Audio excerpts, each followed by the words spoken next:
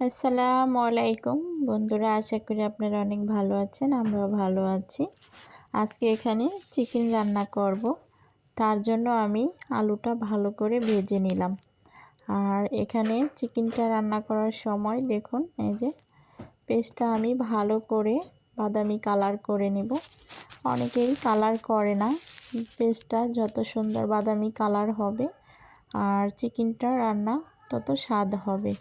আলুটাও ভেজে নিয়েছি, শুধু চিকেনটা ভাজিনি।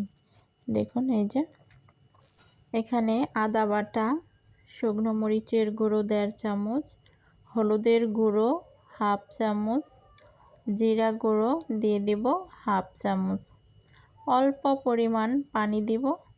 তারপরে ভালো করে কষিয়ে নেব। এটাকে ভালো করে কষানিটা না হলে কিন্তু তরকারিটা একদম স্বাদ হবে না।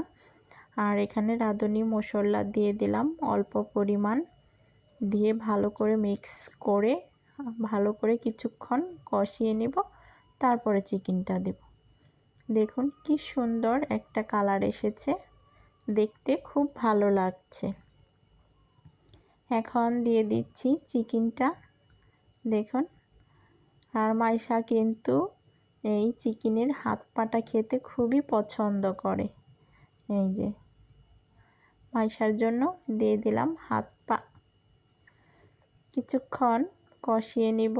একদম লো আঁচেও না, একদম হাই আঁচেও না, মিডিয়াম আঁচে চিকেনটাকে কিছুক্ষণ কষিয়ে তারপরে পরিমাণ মতো পানি দিয়ে দেব। দেখতে থাকুন বন্ধুরা, আর পুরো ভিডিওটার সাথেই থাকবেন আশা করি। আরও কিছুক্ষণ কষিয়ে নিচ্ছি। এই যে কষানোটা হয়ে গেছে। এই যে আলুটা যে ভেজে রেখেছি সুন্দর করে কালার করে, সেটা আমি দিয়ে দিলাম। এখন চিকেনটাও ভালো করে আর একটু কষিয়ে নেব।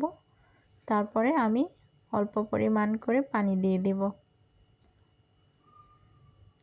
এই কষানোর উপরেই স্বাদটা নির্ভর করে। এই যে এখন আমি দিয়ে দিলাম পরিমাণ মতো পানি। পানিটা দিয়ে কিছুক্ষণ ঢাকা দিয়ে রাখবো। তারপরে দেখুন, এই যে সুন্দর একটা কালার এসেছে। আর চিকেন ঝোলটা কিন্তু হয়ে গেছে। আজকের চিকেন ঝোলটা এই তো। আশা করি আপনাদের কাছে ভালো লাগছে। অবশ্যই কমেন্ট করবেন।